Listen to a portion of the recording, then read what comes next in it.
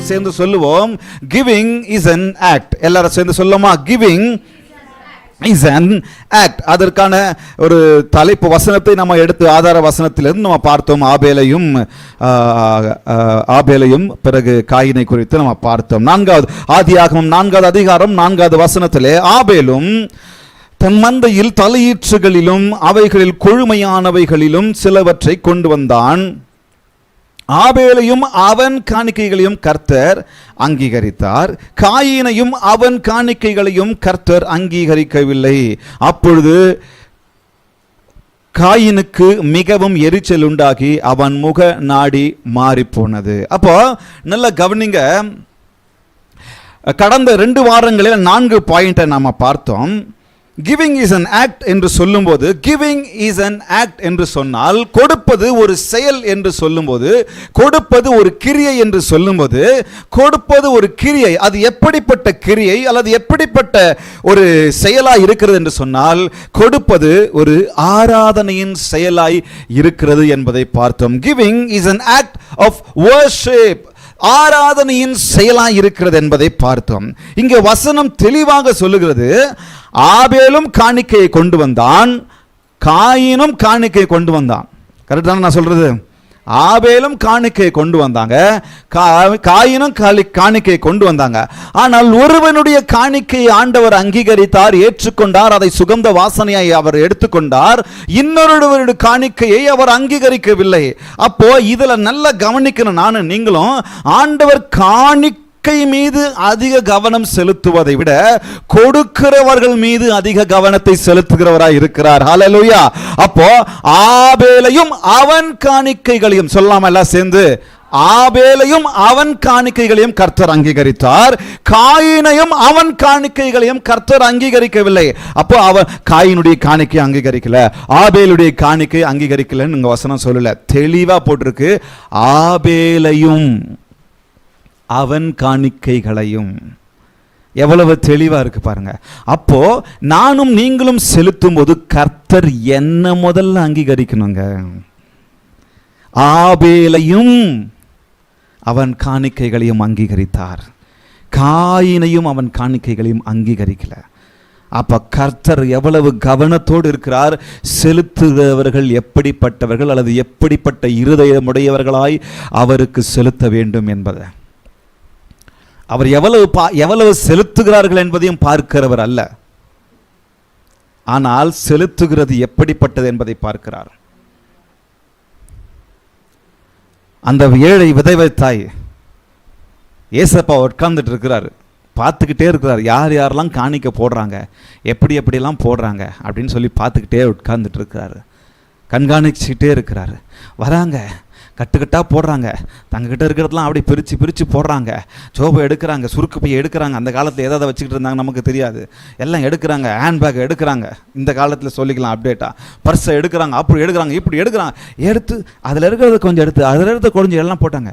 ஆனால் இந்த ஏழை விதவை தாய் வராங்க, அவங்கக்கிட்ட இருக்கிற அந்த சின்ன சுருக்கு பை எடுத்து தங்கிட்ட இருக்கிற அந்த கொஞ்சம் பைசா, அந்த 2 பைசா இருக்கிறது முழுதாக போடுறாங்க. அவர் பார்த்து சொல்கிறாரு, இவ்வளோ பேர் போட்டாங்கல்ல, இதை விட இந்த ஏழை விதவை தாய் போட்டது தான் மேலானது, சிறந்தது என்று சொல்லி. அப்போது என்ன நான் வச்சுக்கணும் மனசுக்குள்ளே, நான் எவ்வளவு கொண்டு வருகிறேன் என்பதை விட நான் எப்படி கொண்டு வருகிறேன், அவர் என்னை அங்கீகரிக்கிறார், எப்படிப்பட்ட உள்ளமுடையவனாய் கொண்டு வருகிறேன். நானும் நீங்களும் காணிக்கைகளும் தசமபாகளையும் ஆண்டவருக்கு செலுத்தும் போது சும்மா வந்து கொடுத்துட்டு போயிடல, நான் ஆராதிக்கிறேன் கர்த்தரை. நான் வெறும் பாட்டு பாடும்போது மட்டும் ஆராதிக்கலை, வீட்டில் வர்ஷிப் பண்ணும்போது கையை உயர்த்தி ஆராதிக்கும் போது மட்டும் ஆராதிக்கலை, இங்கே ஆராதனையில் வந்து பாட்டு பாடி மியூசிக்கெல்லாம் வாசித்து அப்போ மட்டும் நான் ஆராதிக்கலை. ஒரு விதத்தில் சொல்லப்போனால் நம் வாழ்க்கை முழுவதுமாய் ஒரு ஆராதனையாக இருக்கும். நான் கொடுக்கும்போது நான் அவரை ஆராதனை செய்கிறேன். அதனால தான் என்னுடைய செய்தியின் தலைப்பு giving is an act. Hallelujah. Giving is an act of worship. முதலாவது காரியத்தை நாம் பார்த்தோம், giving is an act of worship என்று சொல்லி பார்க்கும்போது அதிலே 4 காரியத்தை பார்த்தோம். ஆராதனை, நாம் ஆண்டவருக்கு கொடுக்கும்போது ஆண்டவரை நாம் கனம் பண்ணுகிறோம். when you give you are honoring God.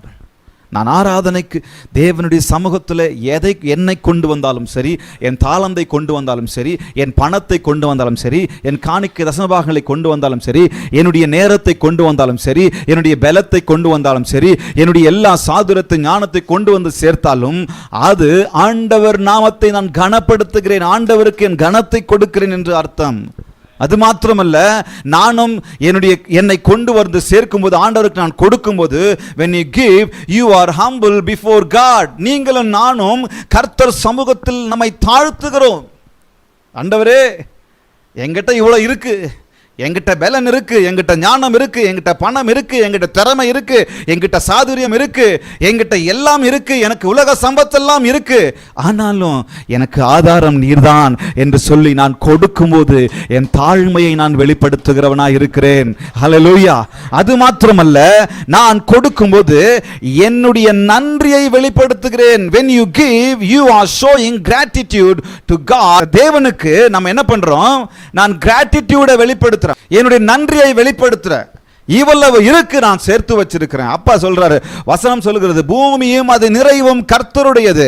நான் பெருமையுள்ளவனாக அல்லது நன்றி இல்லாதவனாக நான் இருக்கும் பட்சத்தில் நான் என்ன செய்வேன்? நான் சம்பாதிச்சேன், நான் கட்டி எழுப்பினேன், நான் சேர்த்து வச்சேன், நான் அதை பண்ணினேன், நான் இதை பண்ணினேன், நான் சர்ச்சை கட்டினேன், நான் அந்த வேலையை கட்டினேன், நான் வீட்டை கட்டினேன், என் குடும்பத்தை நான் கட்டினேன் அப்படின்னு சொல்லுவேன். ஆனா நன்றியுள்ள இருதயம் உடையவன் எப்படி சொல்லுவான் சொல்லுங்க? ஆண்டவரே, இதெல்லாம் நீங்கள் கொடுத்தது தான், அதிலிருந்து நான் உங்களுக்கு கொடுக்குறேன். ஹல்லேலூயா.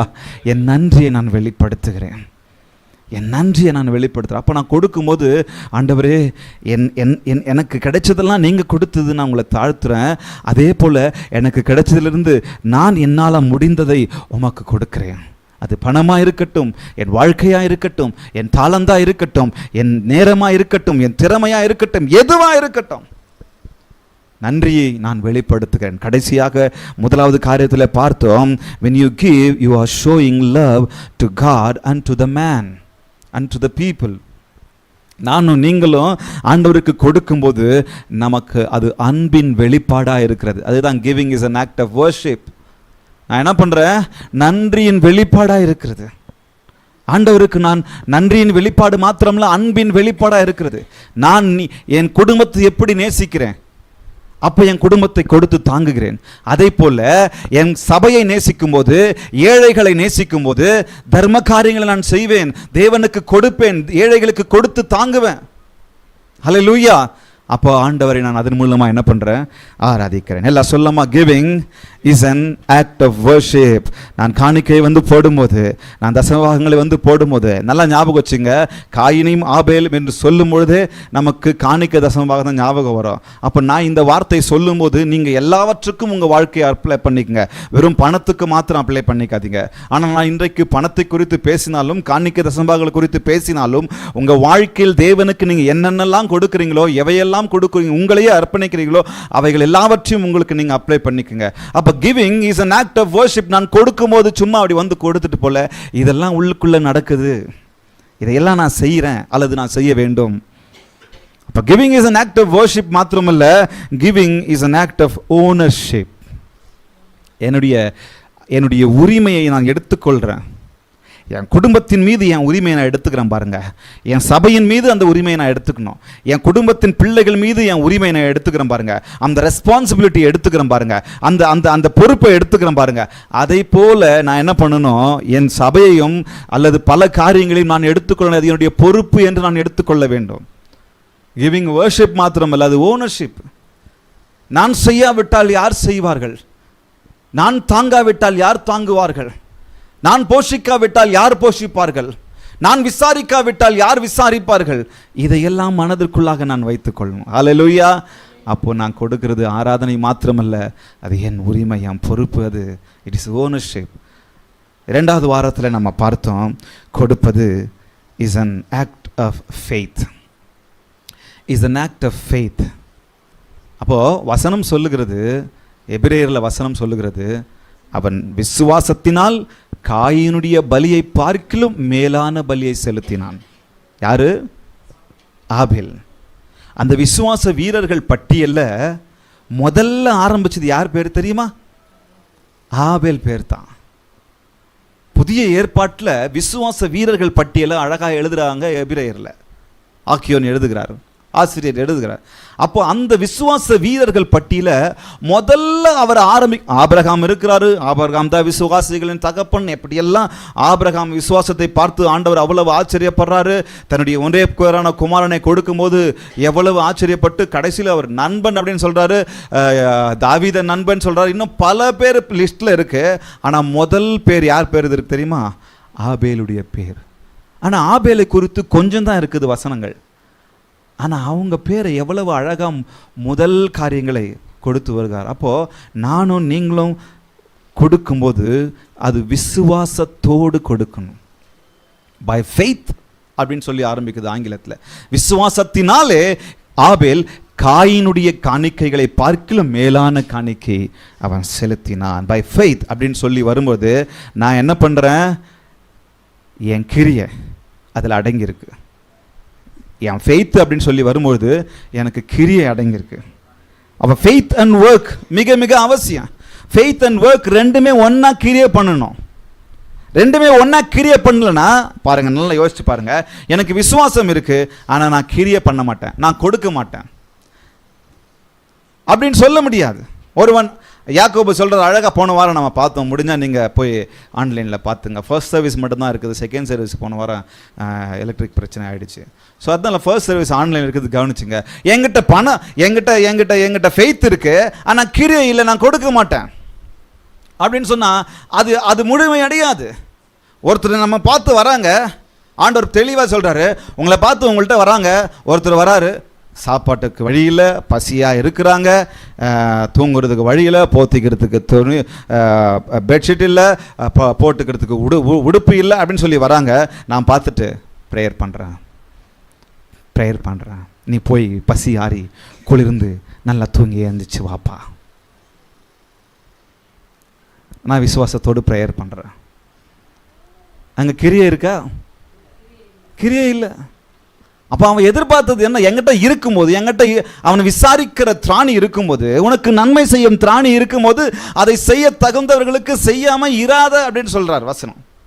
அப்போ எனக்கு விசுவாசம் இருக்குது, நான் என்ன பண்ணணும்? அவங்கள கொடுத்து தாங்கணும். அப்போ உங்கள்கிட்ட கிரியை இருக்குது, என்கிட்ட விசுவாசம் இருக்குது. என்கிட்ட விசுவாசத்தை நான் கிரியையினால வெளிப்படுத்துவேன். அப்போது உங்கள்கிட்ட எப்படி நீ வெளிப்படுத்துவ அப்படின்னு சொல்லி கேள்வி கேட்குறாரு. இப்போ ஃபெய்த் அண்ட் ஒர்க், கிரியையும் விசுவாசமும் சேர்ந்தே பயணிக்க வேண்டும்.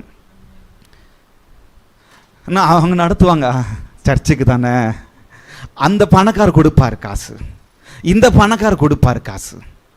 சர்ச்சுக்கா, ஏழைங்களுக்கா, அந்த பணக்காரர் கொடுப்பாங்க. அவங்க நிறையா கொடுக்குறாங்க. அன்றைக்கி நான் பார்த்தீங்களா? இல்லை இவங்க அவ்வளோ கொடுப்பாங்க. அம்மா நீங்கள் என்ன பண்ணுங்க? ஐயா நீங்கள் என்ன பண்ணீங்க? இல்லை நான் என்ன பண்ணேன் எனக்கு சர்ச்சுக்கு? நான் என்ன பண்ணேன் ஏழை மக்களுக்கு? அந்த ஏழை அவங்க தாங்குவாங்க, இந்த ஏழையை இவங்க தாங்குவாங்க. இவங்களுக்கு அவங்க சன்மார்க்க காரியங்கள், அவங்க தர்மம் செஞ்சாங்க, சரி அவங்க தான் சாப்பாடு போடுறாங்களே, நான் ஏன் போடணும்? இங்கே கிரியை இல்லைன்னா விசுவாசத்தை வெளிப்படுத்த முடியாது. விசுவாசம் இருக்கு, நான் ஜெபம் பண்ணுறேன், விசுவாசம் இருக்கு, சர்ச்சை கர்த்தர் நடத்துவார், அவங்கள கர்த்தர் நடத்துவார், இவங்களை கர்த்தர் நடத்துவார். விசுவாசமும் கிரியையும் சேர்ந்து நடக்கணும். நான் சொல்லலை, வேதம் சொல்லுகிறது. அப்போது அடுத்தது என்ன சொல்கிறாங்க? Giving is an act of ஃபெய்த்தில் விசுவாசமும் கிரியை மாத்திரமில்லை, உங்கள் விசுவாசத்தை நீங்கள் எக்ஸசைஸ் பண்ணுங்க அப்படின்னு சொல்கிறாரு. உங்கள் விசுவாசத்தை நீங்கள் என்ன பண்ணுங்க? எக்ஸசைஸ் பண்ணுங்க, பயிற்சி செய்யுங்க. விசுவாசத்தை பயன்படுத்தும் அது மாத்திரமல்ல, விசுவாசத்தை பயிற்சி செய்யுங்க. அப்போ விசுவாசத்தை ஒருத்தர் பயிற்சி செஞ்சார். யாரு? ஆபிரகாம். ஒரு ஒரு 2-3 மாதத்துக்கு முன்னாடி பார்த்தேன்னு நினைக்கிறேன். ஆபிரகாமுக்கிட்ட ஆண்டவர் தன்னுடைய ஒரே பேரான குமாரனை கேட்குறாரு.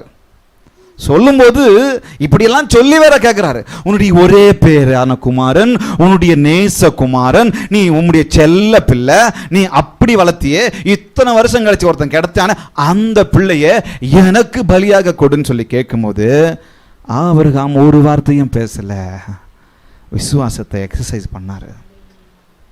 நான் சொல்கிற இடத்துல வந்து பலியை கொடுங்க. அப்போ between neck and the knife, கழுத்துக்கும் கத்திக்கும் நடுவில் கர்த்தர் பேசுகிறாரு. ஆபிரகாமே, உன் பிள்ளையாண்டு மேல் கை போடாத, உன் பிள்ளையாண்டான் மேல் நீ கை போடாத, நான் வேற ஒன்று அரேஞ்ச் பண்ணியிருக்கேன், உன் விசுவாசத்தை நான் மெச்சினேன். ஹல்லேலூயா. இல்லை எனக்கு விசுவாசம் இருக்குது கடவுளே, ஒரு 10 வருஷம் கழிச்சு கொடுக்குறேன் ஈசாக்க. ஒரு எப்படியும் நீங்கள் 100 வருஷம் கழிச்சு கொடுத்தீங்கல்ல, நீங்கள் கூட வாக்கு அப்படி தானே சொன்னீங்க பண்ணீங்க. வாக்கு கொடுத்து 100 வருஷத்துக்கு அப்புறம் தானே கொடுத்தீங்க.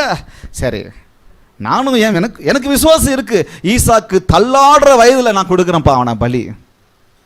ஆப்ஷன் இருக்கா? இருக்கு. மனுஷனா ஆப்ஷன் இருக்கு. நான் இப்போ கொடுக்குறேன் ஆண்டவரே, நான் அப்போ கொடுக்குறேன், 25 வருஷம் கழிச்சு கொடுக்குறேன், இன்னும் கொஞ்சம் அவனை வச்சு நிறைய வேலை இருக்கு. அப்படி சொல்லலை. சொன்ன மறாத நாள் காலையில் எழுந்துட்டாரு, கிளம்பிட்டாரு. விசுவாசத்தை பயிற்சி செய்யணும் நானும் நீங்களும். Giving is an act of ஃபெய்த்துங்க. நான் கொடுக்கும்போது இதெல்லாம் நடக்குது.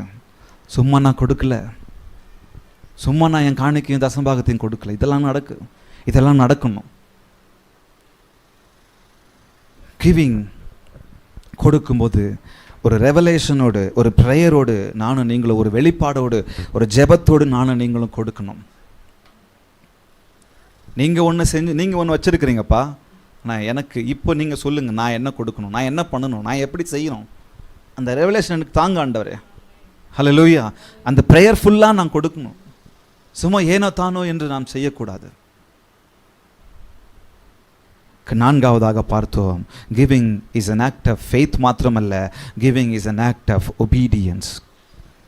கிவிங் கொடுப்பது கீழ்ப்படிதலின் செயலாய் இருக்கிறது, கீழ்ப்படிதலின் ஒரு கிரியையாய் இருக்கிறது.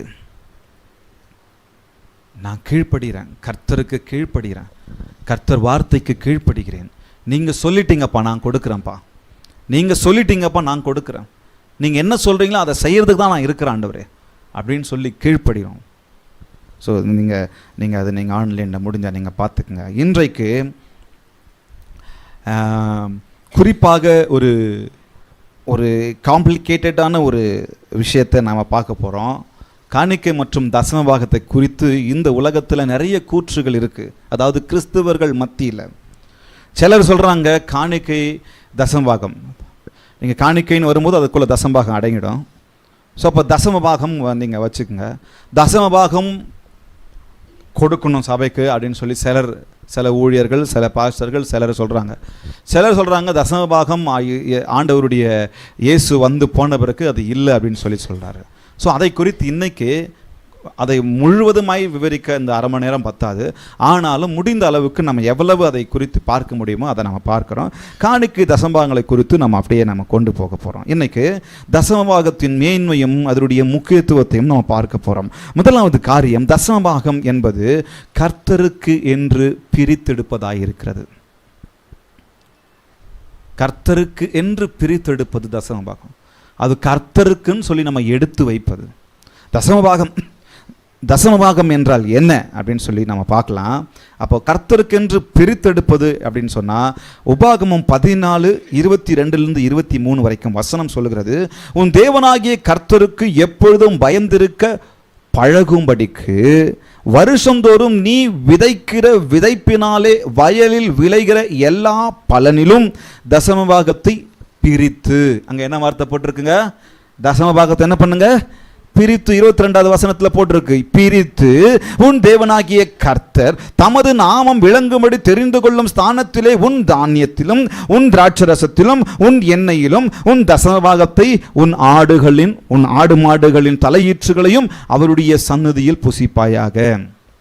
அப்போ நம்ம என்ன பண்ணணும், தசமபாகத்தை நம்ம எடுத்து வைக்கிறோம் அப்படின்னு சொல்லும்போது அதை கர்த்தருக்கென்று பிரித்தெடுத்து வைக்கணும். நம்முடைய அந்த காலத்தில் அங்கே வருஷத்துக்கு ஒரு முறை கொடுத்தாங்க, அல்லது ஒவ்வொரு விளைச்சலின் மத்தியிலும் முதல்ல வர்றதை கர்த்தருக்கு கொடுப்பாங்க. தலையீற்றுகளில் முதல் ஆடு குட்டி போட்டுச்சா முதல். இப்போ கூட நிறைய பேர் என்ன பண்ணுவாங்க, நீங்கள் எனக்கு குழந்தைய கொடுத்தீங்கன்னு சொன்னால் பிள்ளை கடவுளுக்கு அப்படின்னு சொல்லி நிறைய பொருத்தனைகள்லாம் பண்ணுறோம். நிறைய பேர் கொடுக்குறாங்க அந்த மாதிரி, கர்த்தர் ஊழியத்துக்கே அர்ப்பணிச்சிடுறாங்க, அல்லது அவங்க பிள்ளைங்க எல்லாமே அர்ப்பணிச்சிடுறாங்க ஊழியத்திற்கு. அப்போ பிள்ளை கர்த்தருக்கு அப்படின்னு சொல்லி, அப்போ அதெல்லாம் அங்கேருந்து தான் வருது. அப்போது ஆடு மாடுகள் முதல்ல வர்றது ஆண்டவருக்கு. ஆண்டவர் சொல்லியிருக்கார், நீங்கள் வேதத்தை நீங்கள் உபாகமம் லேவியராகமம் நீங்கள் வாசிச்சிங்கன்னு சொன்னால் அதில் இன்னும் தெளிவாக இருக்குது. அப்போ முதல் காரியம், நான் என் வருமானத்தில் முதல் பங்கு 10% தான் தசம பாகம். என் வருமானத்தில் அல்லது எனக்கு வருகிறதான விளைச்சலில் 10% நான் தேவனுக்கென்று பிரித்தெடுத்து கொடுப்பது. முதல் காரியம் என்ன? தசமபாகம் என்பது கர்த்தருக்கென்று நான் பிரித்து எடுத்து கொடுப்பதாக இருக்கிறது. ஹல்லேலூயா, ஹல்லேலூயா.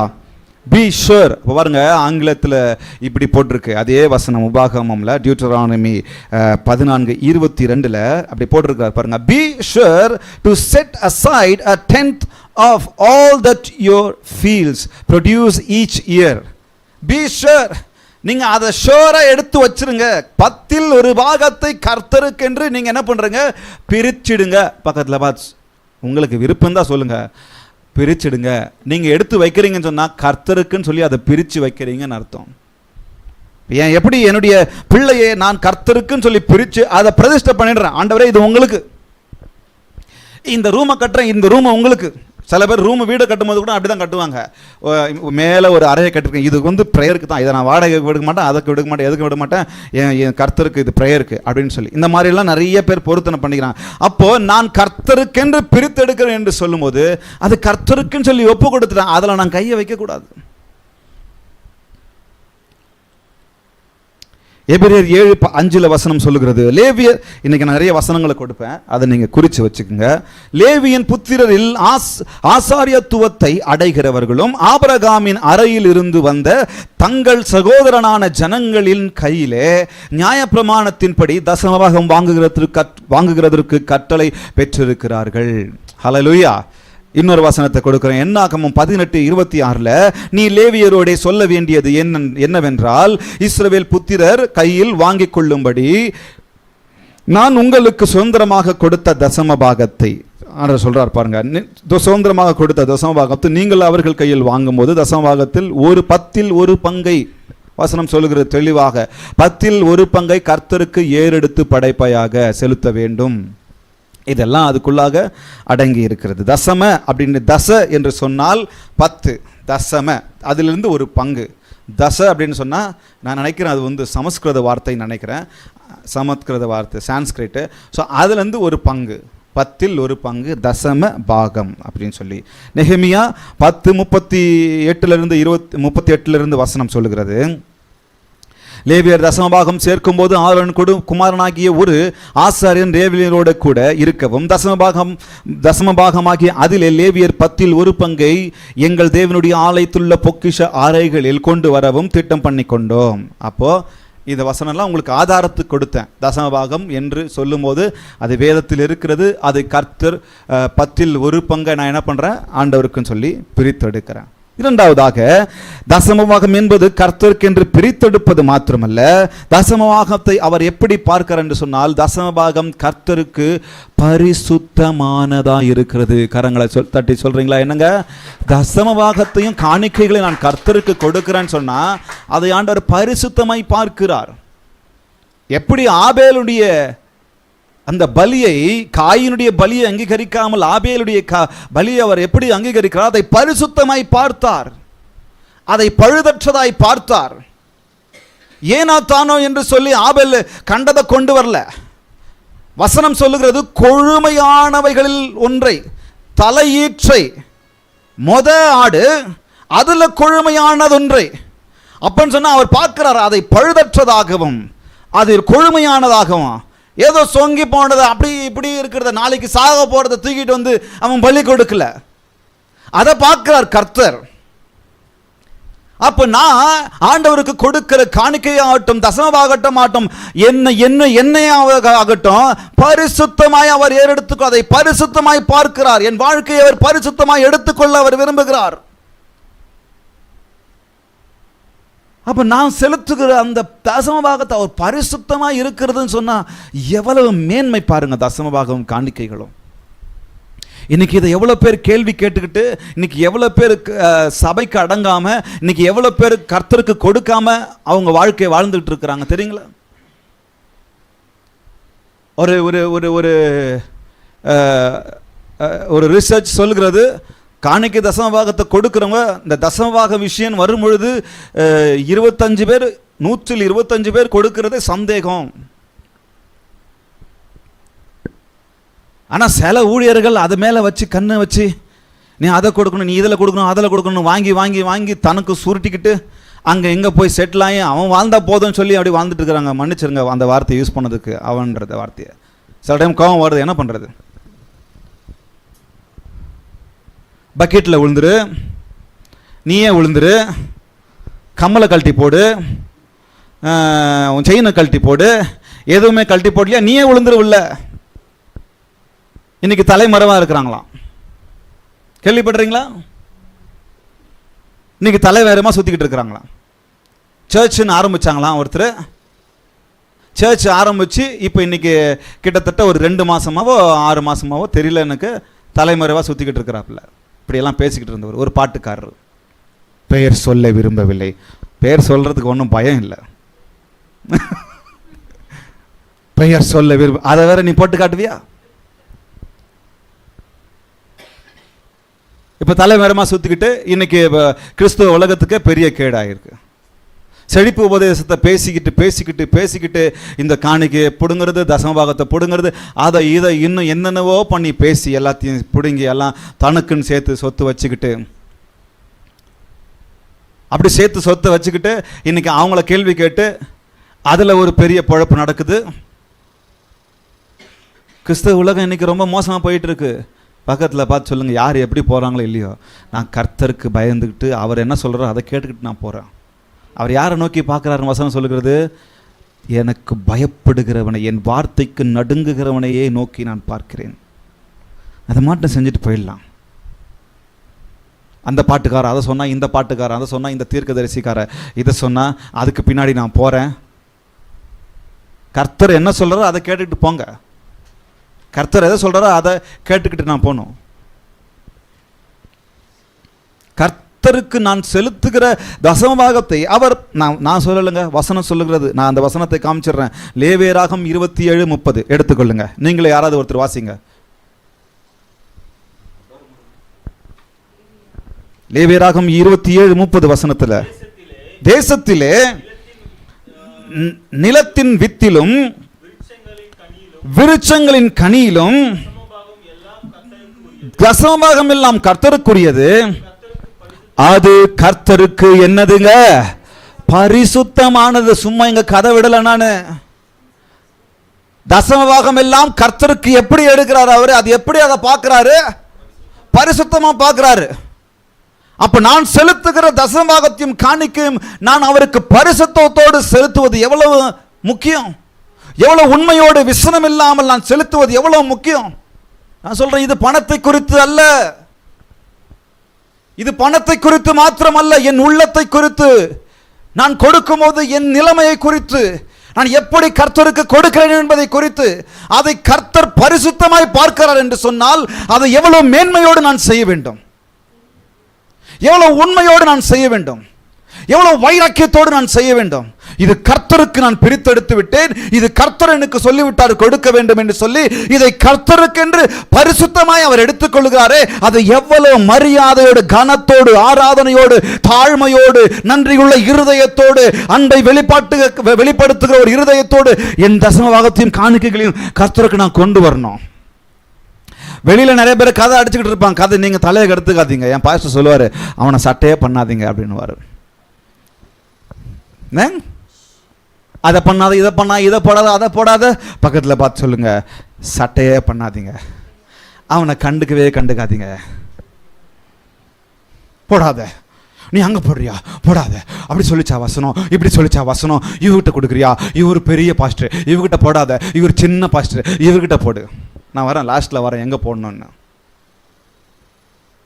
அதெல்லாம் தலையை கடுத்துக்காதீங்க. யூடியூப்பை பார்த்து இன்னைக்கு அந்த காலத்துலாம் வேற கிறிஸ்டியன் இருந்தாங்க, இன்னைக்கு யூடியூப் கிறிஸ்டியன் ஆகிட்டுக்கிறாங்க நிறைய பேர். என்ன கிறிஸ்டியன்ஸ்?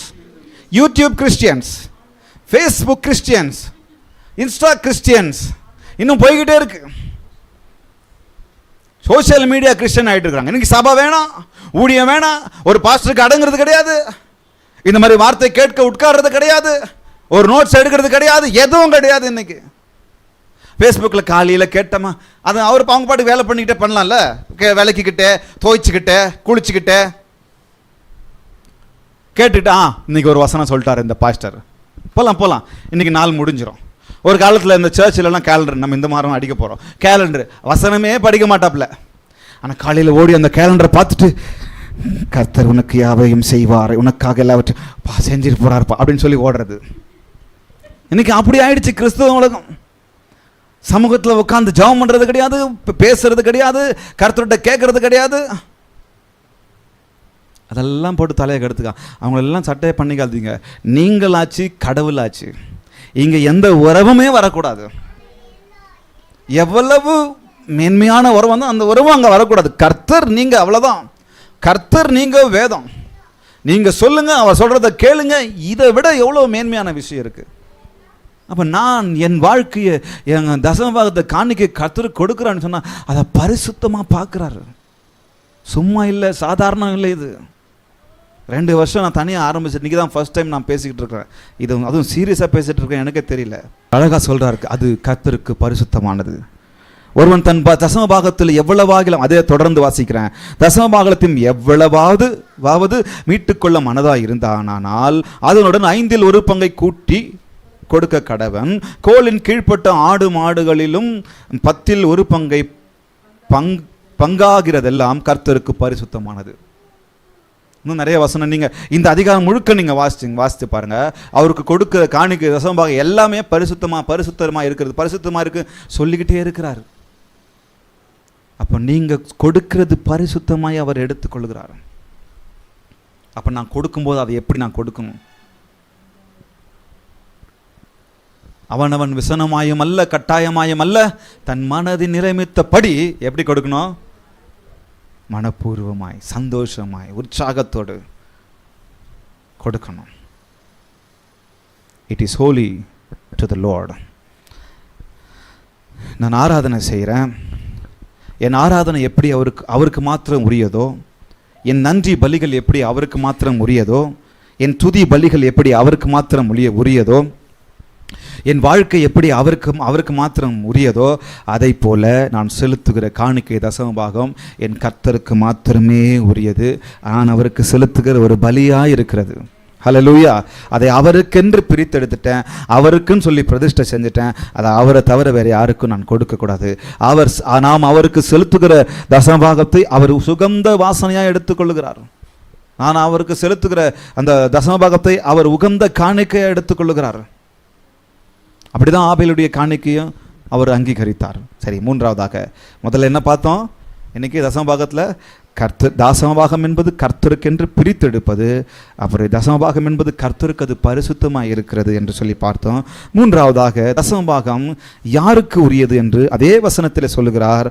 தேசத்திலே நிலத்தின் வித்திலும், லெவிட்டிகஸ் 27:30, லேவியராகமம் 27:30, தேசத்தில் நிலத்தின் வித்திலும் விருட்சத்தின் கனியிலும் தசமபாகம் எல்லாம் யாருக்கு உரியது? கர்த்தருக்கு உரியது. சொல்லமா, யாருக்கு உரியதுங்க? கர்த்தருக்கு உரியது. இன்னொரு தடவை சொல்லிக்கலாமா? தசமபாகம் எல்லாம் கர்த்தருக்கே உரியது, கர்த்தருக்கே உரியது.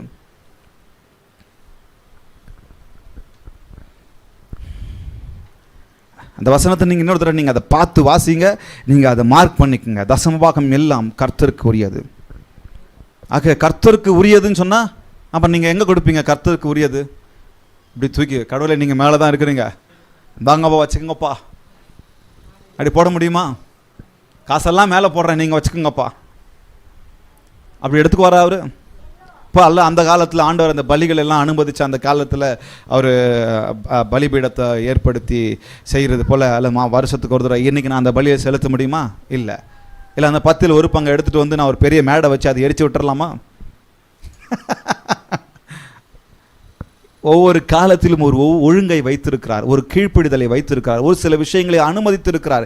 எந்த அளவுக்கு நீ எனக்காக போவன்ற விஷயத்தில் அவர் அனுமதிச்சிருக்கிறார். அப்போ இன்னைக்கு ஒரு காரியத்தை அன்றைக்கே அதை அனுமதிச்சிருந்தார். என்ன வசனம் சொல்லுகிறது பாருங்க.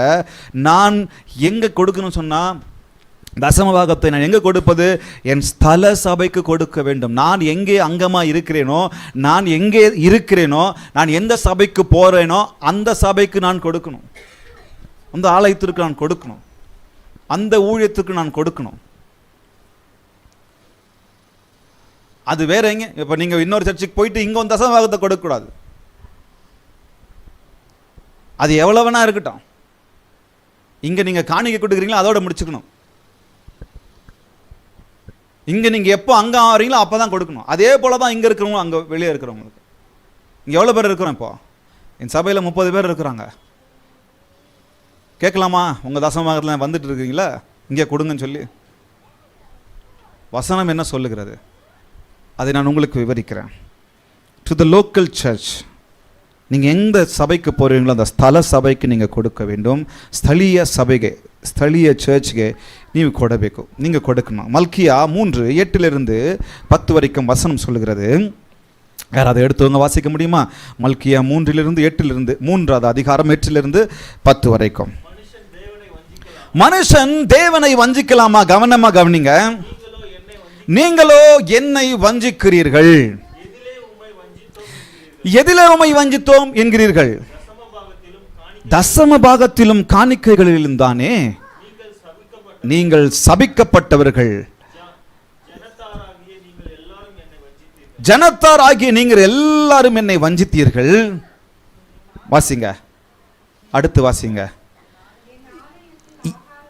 என் ஆலயத்தில் ஆகாரம் உண்டாயிருக்கும்படிக்கு தசம பாகங்களை எல்லாம் எங்க கொண்டு வாங்க?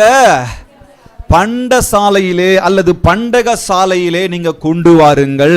அப்பொழுது வானத்தின் பலகணிகளை திறந்து இடங்கொள்ளாமற் போகும் மட்டும் உங்கள் மேல் ஆசீர்வாதத்தை வருஷிக்க மாட்டேனோ என்று அதனாலே என்னை சோதித்து பாருங்கள் என்று யார் சொல்றது? சேனைகளின் கர்த்தர் சொல்லுகிறார். இங்க ராஜேஷ் சொல்லல, வேற எந்த பாஸ்டரும் சொல்லல. உங்கள் காணிக்கைகளையும் தசமபாகங்களையும் பண்டக சாலையிலே. அதற்கு முன்பாக என்ன வசனம் இருக்கிறது? என் ஆலயத்தில் ஆகாரம் உண்டாயிருக்கும்படிக்கு. இதை சொல்லலாமா? என் ஆலயத்தில் ஆகாரம் உண்டாயிருக்கும்படிக்கு.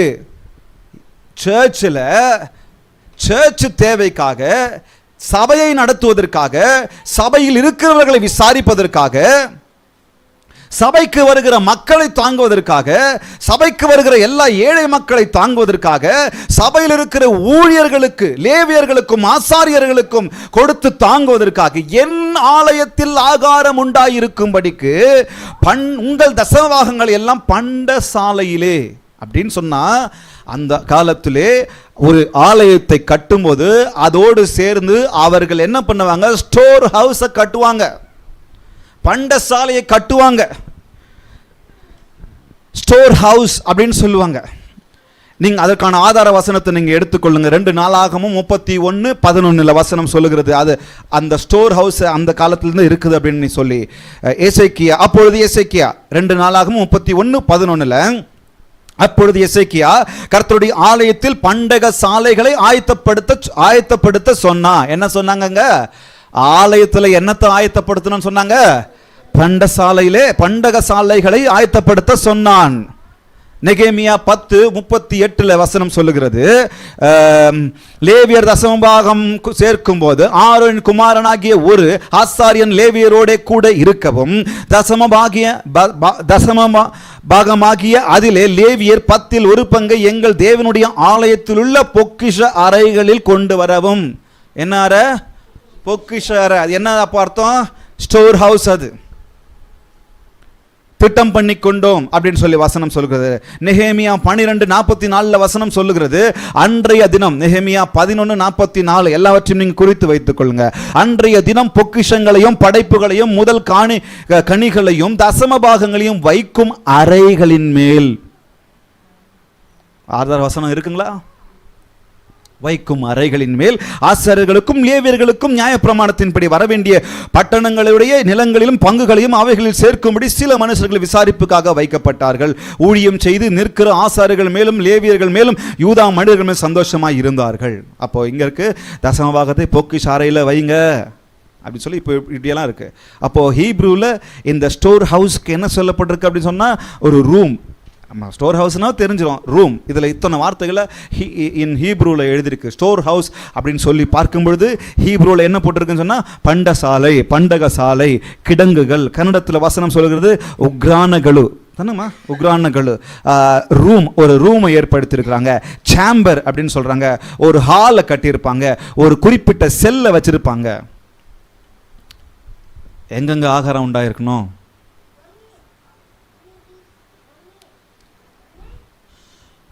நான் சும்மா தசம பாகம் கொடுக்க சொல்லலை.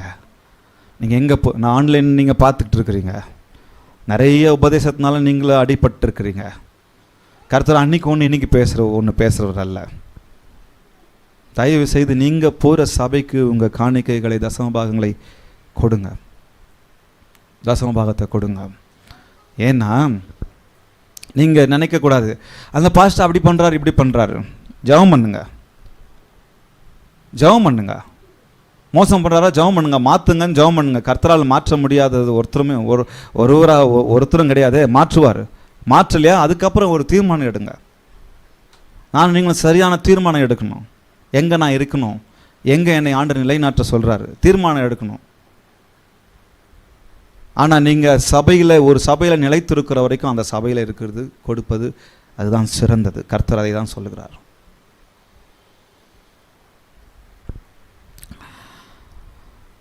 நியாயப்பிரமாணத்தின் சட்டத்தின்படி இஸ்ரவேல்கள் தங்கள் சம்பாதித்த எல்லாவற்றிலும், அதாவது அவர்களுடைய விளைச்சல், அவங்களுடைய கால்நடைகள் 10ல் ஒரு பங்கு தசமாக ஆசரிப்பு கூடாரத்தில் வந்து கொடுத்தாங்க. நிறைய வசனங்கள் நான் உங்களுக்கு கொடுத்தேன், நீங்கள் கேட்கலாம்.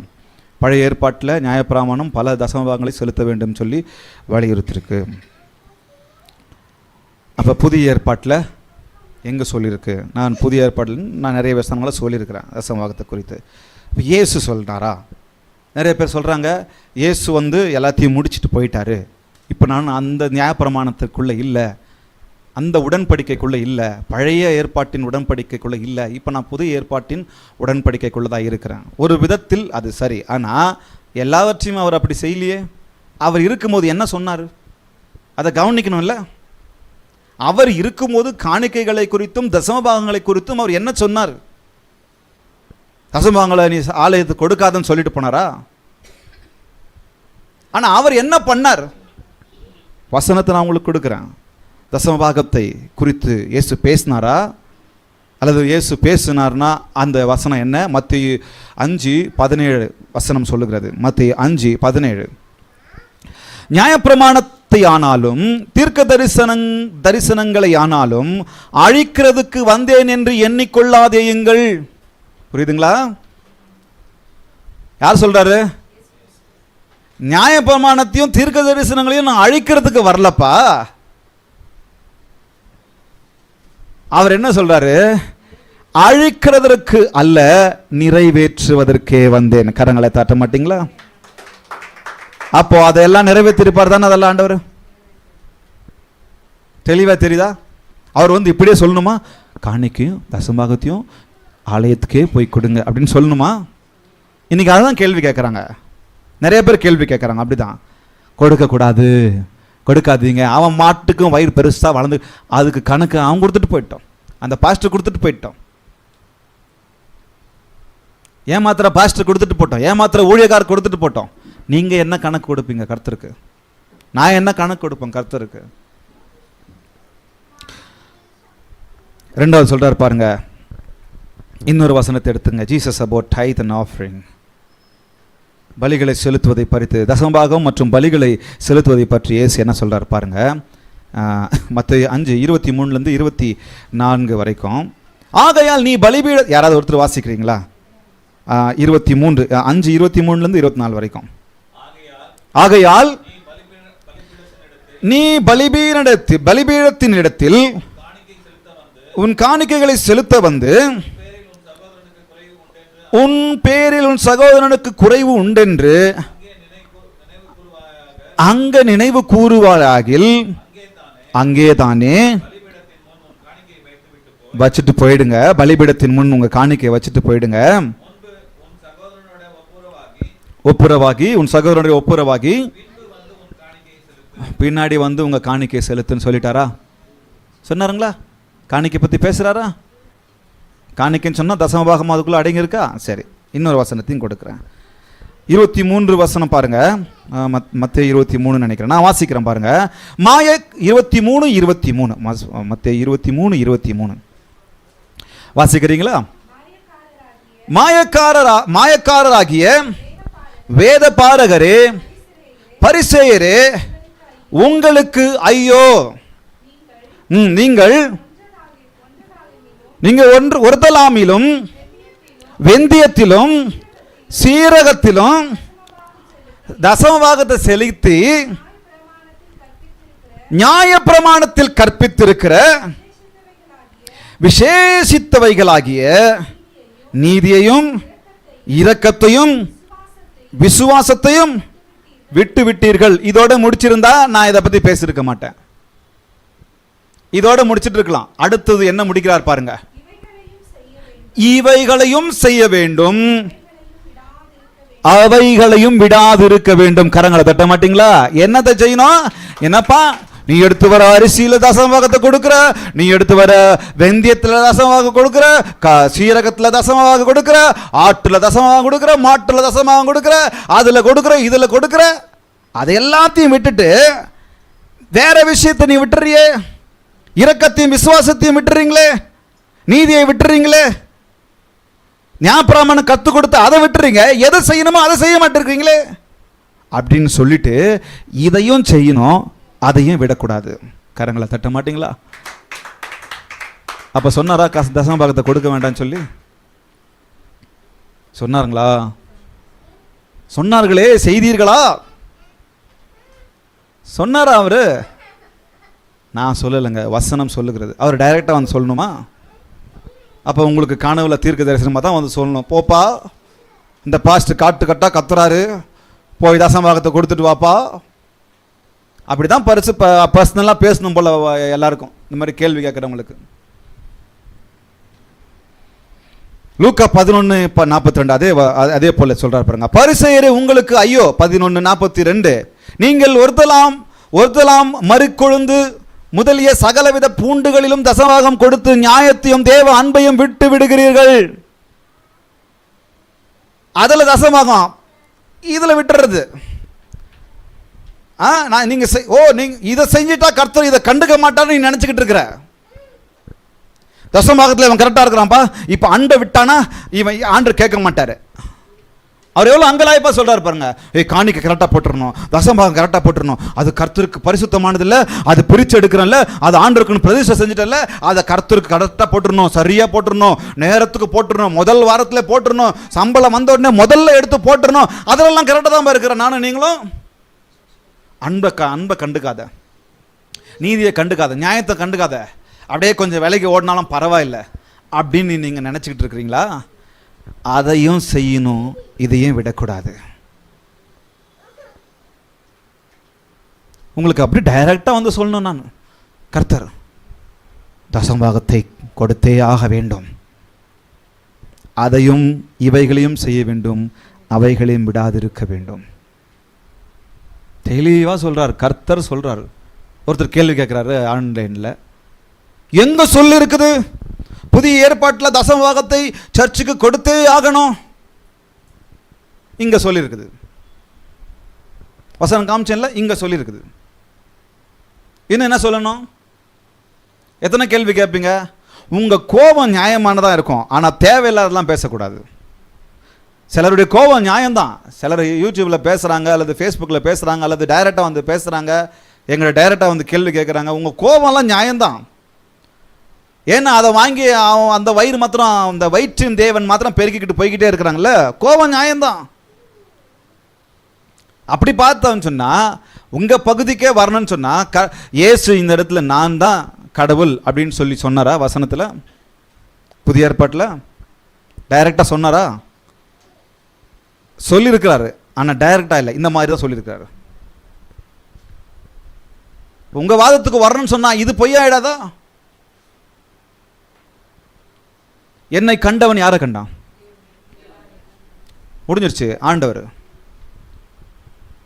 இயேசு சொல்லிட்டார், என்னை கண்டவன் பிதாவை கண்டான். அப்போ அவரை பார்த்துட்டேன், நான் என் கடவுளை பார்த்துட்டேன். அப்போ அவர் தான் கடவுள். அவர் சொல்லணுமா? நான் தான் கடவுள்பா அப்படின்னு சொல்லி அவர் டைரக்டாக சொல்லணுமா?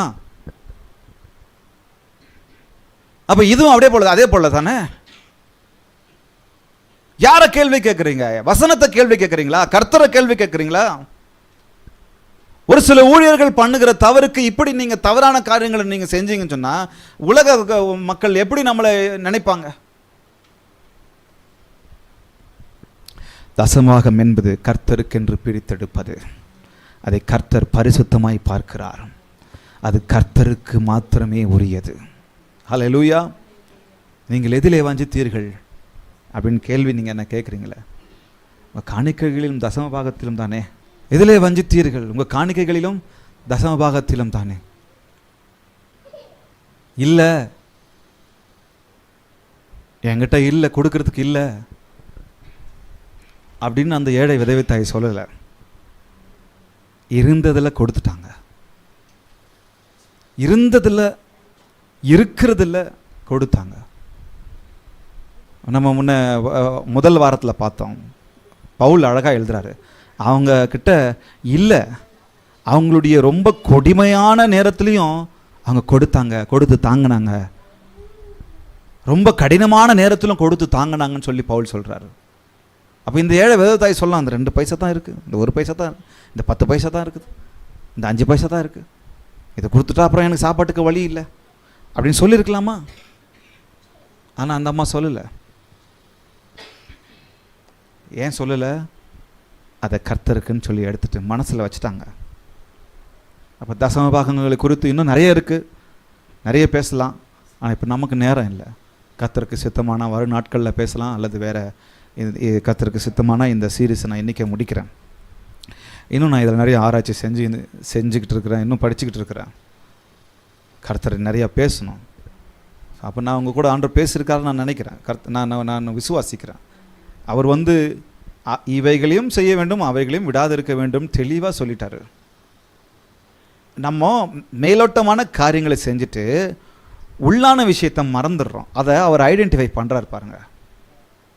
நம்ம காணிக்கை தசமபாகங்களையும் மேலோட்டமாக போட்டுடுறோம், அதை பார்த்துடுறாங்க. பாஸ்டருங்களும் அதை பார்த்துடுறாங்க. இவங்க போடுறாங்க, அவங்க போடுறாங்கன்னு தெரிஞ்சிருது. ஆனால் உள்ளுக்குள்ளே ஓடுற விஷயம் கர்த்தருக்கு தெரியும் இல்லையா? அவர் தெளிவாக சொல்கிறாரு, நீ சீரகத்தில் தசமபாகத்தை போடுற, வெந்தயத்தில் தசமபாக போடுற, இன்னும் எல்லா விஷயத்துலையும் போடுற, சரிதான்ப்பா. ஆனால் எது முக்கியம்? அன்பும் நீதியும் நியாயமும் முக்கியம் இல்லை, நியாயப்பிரமாணத்தை பின்பற்றுவது முக்கியம் இல்லை. அவர் தான் ஆரம்பத்தில் சொல்லிட்டாரு, நான் நியாயப்பிரமாணத்தை கொடுக்க வரவில்லை, நான் நியாயப்பிரமாணத்தை நிறைவேற்ற வந்திருக்கிறேன், அழிக்கிறதுக்கல்ல அதை நிறைவேற்றவே வந்திருக்கிறேன். தெளிவாக ஆண்டவர் சொல்கிறார்ல. அப்போ இதில் மேலோட்டமாக தெரிகிற காரியத்தில் நான் எல்லாத்தையும் செஞ்சுட்டேன், நான் முடிச்சுட்டேன், நான் அது இதெல்லாம் நான் கரெக்டாக இருப்பேன்ப்பா அப்படின்னு சொல்லி முடிச்சுட்டேன். ஆனால் உள்ளான காரியங்கள் அன்பு, அதில் நீ கவனமாக இல்லையே அப்படின்னு சொல்லி அதை மென்ஷன் பண்ணிவிட்டு இந்த வார்த்தையை ஆட் பண்ணுறாரு. அவைகளையும் செய்யணும், இவைகளையும் விடாது இருக்கணும். தெளிவாக பேசுகிறாரு. இதில் கர்த்தர் கன்ஃபியூஸ் பண்ணுகிற தேவனே கிடையாது. வேதமும் என்னையும் உங்களையும் கன்ஃபியூஸ் பண்ணவே பண்ணாது. வேதத்தில் இது புரியல அப்படின்னு சொல்லி ஒன்றுமே கிடையாது. ஆனால் நான் புரிஞ்சுக்கலன்னு வேலை சொல்லலாம். புரியுதுங்களா? எனக்கு படிக்கும் போது எனக்கு புரியல, அதுக்கான ஞானத்தை நான் ஆண்டவர்கிட்ட கேட்டு பெற்றுக்கொள்ளலாம். ஆனால் வேதத்தில் எதுவுமே ஒளிவு மறைவின்றி எல்லாவற்றையும் அப்படியே திட்டம் தெளிவாக எழுதிட்டு போயிட்டாங்க. சில அதிகாரங்கள்லாம் வாசிக்கும் போது நமக்கு போர் அடிச்சிட்டோம். ஐயோ என்னடா ஏண்டா இது வாசிக்கிறேன். ஏன்னா இவனை பெற்றான், அவனை பெற்றான், அவன் இவனை பெற்றான், வந்துக்கிட்டே இருக்கும். ஒரு 2-3 அதிகாரம் வந்துக்கிட்டே இருக்கும். இதெல்லாம் ஏன் போட்டிருக்கிறாரு? நமக்கு தலை குழம்பிடும். ஆனாலும் படிக்கணும், அதெல்லாம் ஆராய்ச்சி பண்ணணும். சும்மா இது அப்படியே இப்படி தூவி எழுதலை. இதெல்லாம் ஒரு விஷயம் இருக்குது, நான் அதை சொல்ல விரும்பலை. இப்படி தூவி எழுதலை, சொல்லப்பட்டு எழுதலை. வசனம் எல்லாம் பரிசுத்த ஆவியானவருடைய அந்த அந்த அறிவுறுத்தலின்படி மனுஷனும் தேவனும் அப்படியே நின்று அவர்கள் பார்த்ததையும் அவர் தரிசனத்தை கொடுத்ததையும் பார்த்து அழகாக அப்படியே எழுதுகிறார். அதனால தான் ஆத்துமாக்களை இன்னைக்கு வரைக்கும் உயிர்ப்பித்து கொண்டிருக்கிறது. ஹல்லேலூயா. ஸோ அப்போ ஆண்டவர் சமூகத்தில் ஒப்பு கொடுக்குற, ஆண்டவரே உலகம் ஒரு பக்கம் என்னென்னமோ சொல்லி என்னை கன்ஃபியூஸ் பண்ணுகிறது, என்னை குழப்புகிறது. நான் உங்கள் வார்த்தைக்கு நடுங்கி நான் செய்கிறேன் ஆண்டவரே. உங்கள் வார்த்தைக்கு நடுங்குகிறவனையே நீங்கள் நோக்கி பார்க்குறேன்னு சொன்னீங்களப்பா, உங்கள் வார்த்தைக்கு நான் கீழ்ப்படிஞ்சு நான் செய்கிறேன் ஆண்டவரே.